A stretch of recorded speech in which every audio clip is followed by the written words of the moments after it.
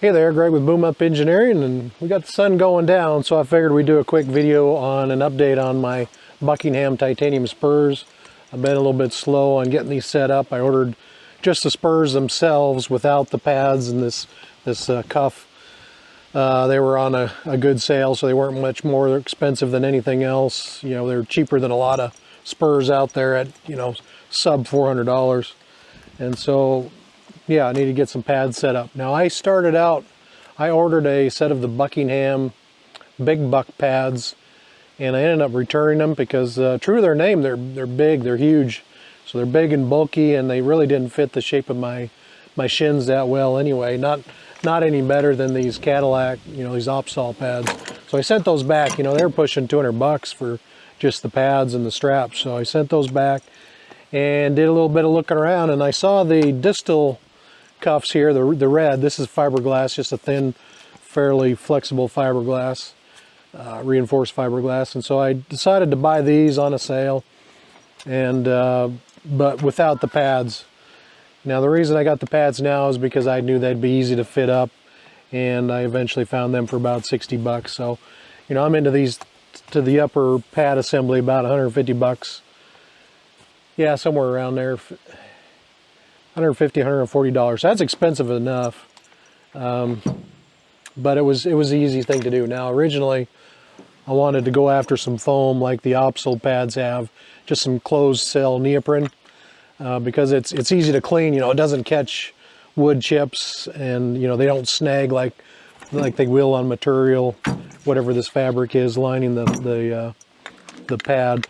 So it's easy to clean. It doesn't soak up any water or sweat. So, you know, it's not going to get as stinky and whatnot. But when I started looking at the tool catalogs, I wasn't sure what to get, and you know, I was going to have to spend 30 or 40 bucks. And then anyway, and then I'm running out of time. I'm going to be doing some work out of the country, so I wanted to get this kind of wrapped up before I hit the road for a little while. So anyway, I ended up buying the whole cuff and then these pads from Distel. Now to mount these up to the climbers themselves, it's not a perfect situation in that the holes in the shell don't exactly match the hole spacing on the climber. So I've got 3 screws in here, 3 panhead screws.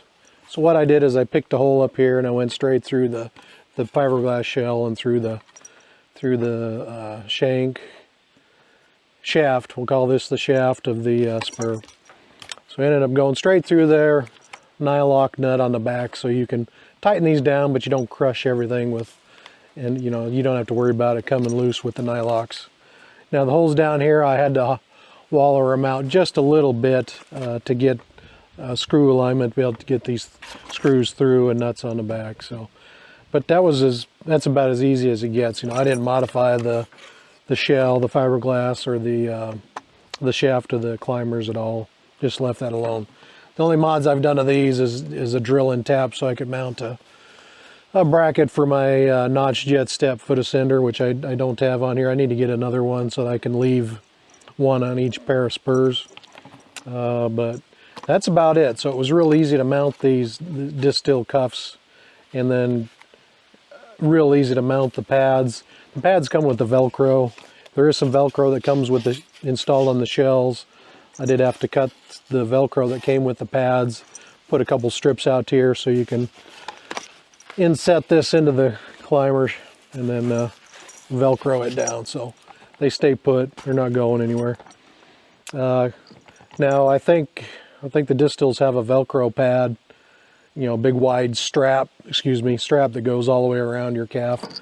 I use these Klein straps here. These are I think they've got 2 different lengths, and I think these are the longer ones. I need a bit of a longer strap to get around my calves. And then these are 1.25 inches wide, which is a 1/4 inch wider than most of their normal straps. So that just fits through the steel loop that's already on the climber. So that's about it. You know, I tested these fiberglass cuffs the other day. I climbed a tree and took it down. I had dish towels, dish towel in each spur to cushion my shin, and they worked out pretty good. The only thing I may look at is possibly canting these cuffs a little bit as you're looking at it, a little bit clockwise or the top that way, just to take a little bit of pressure off of the top of my shin just below my knee, because when your toes, maybe I'll try to show it on camera, but that's where most of your force against your leg is going to be, or at least with how all the geometry lines up, the shape of my leg, where my ankle is, how these fit on my boot, and all those things combined together, that when I'm putting force on these, it's your spikes are trying to be pushed up by the weight of you and reacting against the tree, and this cuff is going to be bearing against the top of your shin. That's where it's going to bear down the hardest. And so if you get a good alignment with this cuff with your leg, you'll spread the load out more evenly. So I might look at that, which means I just might have to waller out those holes just a little bit more and get this thing canted a little bit. But thus far it seems pretty good. I don't think there's too much more. One of the big reasons why I bought another set of Spurs is, yeah, I've got boys and we need 2 sets of Spurs so I can work with one, take them up in the trees. But the other reason is I needed a set of tree gaffs. So those obviously are tree gaffs, and these are pole gaffs. And if somebody's getting into climbing, I'm in Tennessee, I don't necessarily need long gaffs for getting through bark and adequately engaging in a tree. But with the tree gaffs, assuming they come down at about the same angle, they're going to reach out significantly farther because the length of the gaff is longer. They'll mount them up higher. The tree gaff will be mounted up higher, so it doesn't necessarily extend any further down towards the stirrup, or the bottom of your boot or the ground. They don't necessarily extend down any further because they'll mount them up higher, and then at that same angle, this distance will get longer. So now if you're trying to get around curves, bulges or burls or whatever, unions where the tree gets real wide, and you're trying to get your gaff into the tree, this will help you get some purchase on the tree. If you've got a short gaff like this, you really got to sometimes bow your legs out and get into some weird positions to try to get your gaff stuck. So that's a big reason. I can mention, titanium, it's strong and light. So what does that do for you? I weighed these without the foam pad, which I can't imagine the foam added much, but they were like 2.3 pounds for a spur set. That would be, I think that was without my little aluminum bracket. That was just for one of the spurs, my screws, and the fiberglass shell, and both of these straps. And that was 2.3 pounds. And then the same setup with this, Klein steel spurs, pole gaffs, opsal pads, the 1.25 inch top strap. You go from 2.3 to 3.4 pounds. So you got about a 1.1 pound difference between the two. Now it is noticeable, or at least when you pick them up, people can say, well, that's not a huge deal, but that's almost 50% lighter. It's 40, I think it came out to 48% lighter. So, it's noticeable. These are hard to beat. You can't beat these for the price. I paid less than $200. I think they're about 180 bucks for these Kleins new. And then I bought the opsal pads separate for about, I don't know, 70 or 80 bucks off of eBay. And I did have to buy these straps. I don't remember what the straps cost, probably 30 bucks give or take. But these should last a long time. I don't like all the Velcro and the big wide straps. They're just going to catch wood chips and soak up sweat. I sweat a lot. That's why I like the weather right now. It's beautiful now here in Tennessee, finally.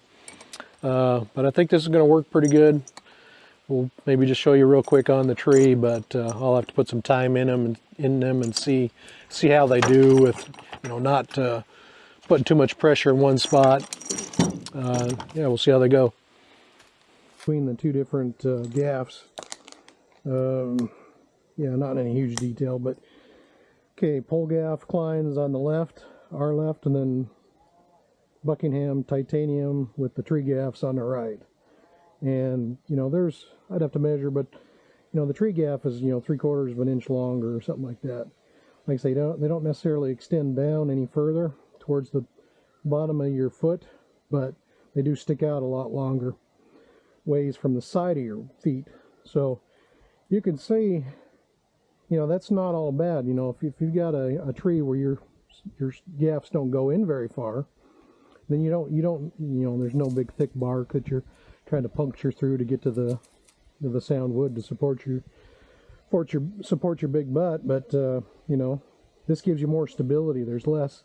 The longer that gaff is, the more leverage that your weight is going to have on that spike, or you know, it's going to react back to your knees and your legs, or maybe even your hips. But there's more leverage on your body. I just popped my knee there. But so you can have better stability with the pole gaffs if you don't need the big long spikes. You know, they're made for climbing poles, you know, and they don't have protuberances like this. You know, there used to be a stem coming off here, or a branch, and so when you start climbing up, and let's say this bulge goes all the way around, you know, and your feet are out here trying to get into the tree, you know, you got to contort your leg to get a spike into it if the spikes are fairly short and they don't reach out very far. I guess that would be nice if I could climb up and show you a little bit, but hopefully that makes sense. You know, you can see on my right foot with the big long gaffs, you know, this foot has all sorts of motion compared to the one on the left. You know, the foot, your toes and your heel will run into the tree before you can go too far. And, you know, and sometimes that helps stable you. And then, like I say, there's less torque on your knees and, you know, every part of your leg. Whereas the one on the right with the tree gaff, you've got all this range of motion. Probably getting that spike really deep in there. But anyway, that's just kind of pictorially showing you some of the difference.